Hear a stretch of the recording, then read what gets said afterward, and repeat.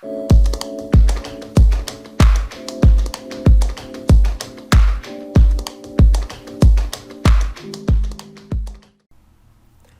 वालेकुम स्टूडेंट्स, हम एक सीरीज़ पढ़ रहे हैं कि जो डाइजेस्टिव स्ट्रक्चर्स हैं इनवर्टिब्रेट्स में वो कैसी हैं। सो उसमें वेरिएशंस कैसे हैं डिफरेंट ग्रुप्स के अंदर। तो आज हम बाइवैल मोलस्क के बारे में पढ़ेंगे। अब देखें, बाइवैल मोलस्क जिन्हें अब सिपियाँ कहते हैं, जिसमें फ्रेश वाटर मसल है, जिसमें ऑयस्टर वगैरह आ जाते हैं, जिसमें दो वेल्व्स होती हैं जिनके अंदर एनिमल होता है, ठीक है ना। तो ये फाइलम मोलस्का है और इन्हें हम बाइवैल मोलस्क कहते हैं। ये एक क्लास है फाइलम मोलस्का की, बाइवैल्विया, ठीक है, उसके एनिमल्स हैं। तो बड़ी इंटरेस्टिंग किस्म की इनकी स्ट्रक्चर है, इसलिए हम यहाँ डिस्कस कर रहे हैं। So many bivalve mollusc suspension feeders and ingest small food particles.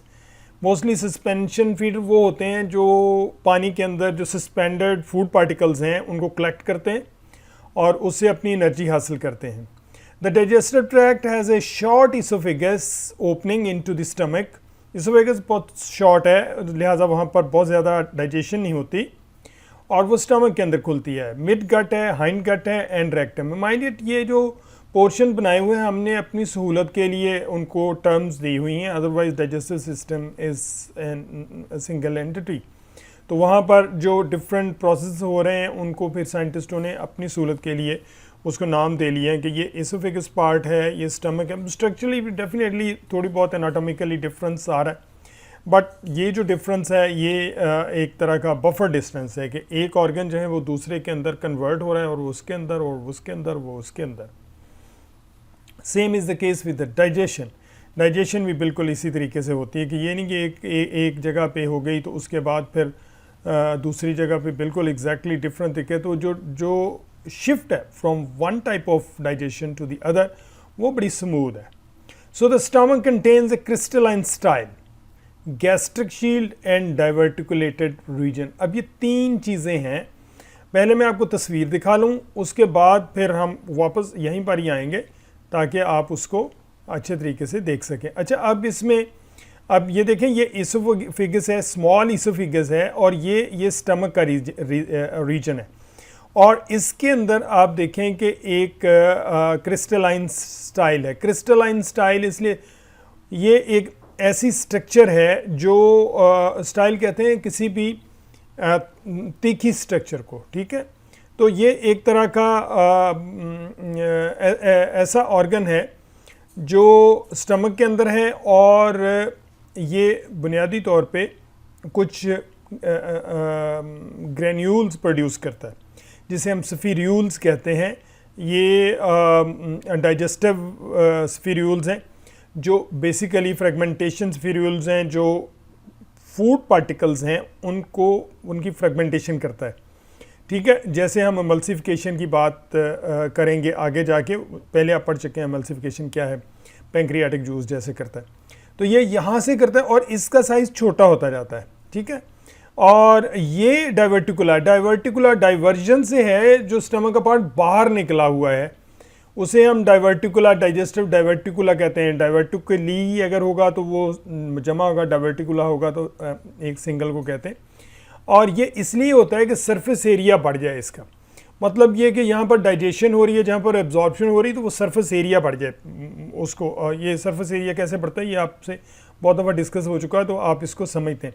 Divergence हैं, डाइवर्टिकुला बने हुए हैं, ठीक है।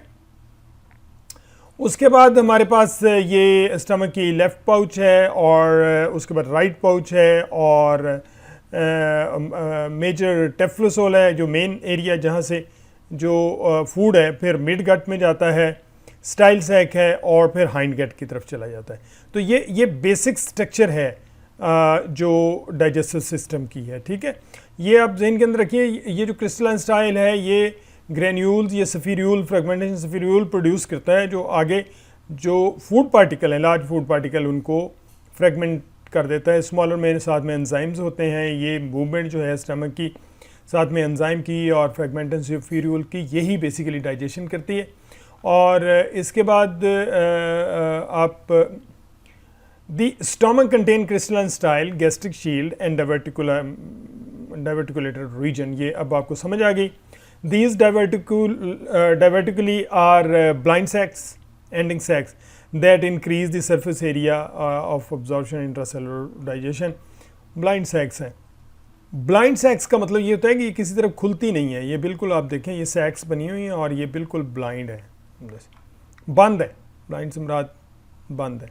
The mid gut, hind gut and the rectum function in extracellular digestion and absorption. ये सेल से बाहर डाइजेशन होती है और जो डाइवर्टिकुला है वो इंट्रा सेलुलर डाइजेशन में हेल्प करता है. Digestion is coordinated for 3 cycles. Feeding है, जो एनिमल फीडिंग क्या है उसकी एब्जॉर्ब करता है, जो सस्पेंडेड फूड मटेरियल है. एक्स्ट्रा सेलुलर डाइजेशन है जो सेल के बाहर होती है. और इंट्रा सेलुलर, फिर जब फूड मटेरियल सेल के अंदर इंटर हो जाता है तो वहाँ पर जो है डाइजेशन होती है. Intra cellular digestion release the nutrients into the blood and produces fragmentation spherules. Intra cellular की बात हो रही है. वहाँ जब डाइजेशन होती है तो फ्रेगमेंटेशन स्फीरूल्स भी प्रोड्यूस होते हैं और न्यूट्रिएंट प्रोड्यूस होते हैं जो सेल एनर्जी के लिए यूज़ कर लेता है और अपनी डिफरेंट फंक्शन करता है. जो फ्रेगमेंटेशन स्फीरूल्स हैं, सफ़ियर्स है, स्मॉल सफ़ियर्स हैं, स्फीरूल्स. जैसे ट्यूब है तो ट्यूब्यूल्स हम कह देते हैं, ठीक है. इसी तरह वेन है तो वेन्यूल्स कह देते हैं, जो very small sphere that both excrete waste and lower the pH for optimal extracellular digestion. ये बाहर आते हैं और वेस्ट एक्सक्रीट करने में भी हेल्प आउट करते हैं और पीएच को लोअर करते हैं, क्योंकि इनके अंदर सॉल्ट्स होते हैं जो पीएच को लोअर करते हैं. जिस तरह पेंक्रियाटिक जूस आप समझ लें कि जिस तरह से हमारे स्टमक के अंदर आता है, जो स्मॉल इंटेस्टाइन के अंदर, वहाँ पर पीएच को जो है वो वहाँ पर हाई करता है. ये लोअर करते हैं. They are having acidic property. PH lower होगी तो उसका मतलब एसिडिक है, जो डाइजेशन में हेल्प आउट कर दी. तो ये अब देखें, ये ग्रैन्यूल्स प्रोड्यूस होते हैं और ये इन लार्ज फूड पार्टिकल्स के ऊपर इफेक्ट करते हैं. ये क्रिस्टलाइन स्टाइल स्मॉलर होता जाता है और अल्टीमेटली ये यूज़ होते जाते हैं और फूड जो है वो डाइजेस्ट होता जाता है और अल्टीमेटली ये जो क्रिस्टलाइन स्टाइल है वो दोबारा से ग्रो करना शुरू कर देता है और ये साइकिल कंटिन्यू रहता है.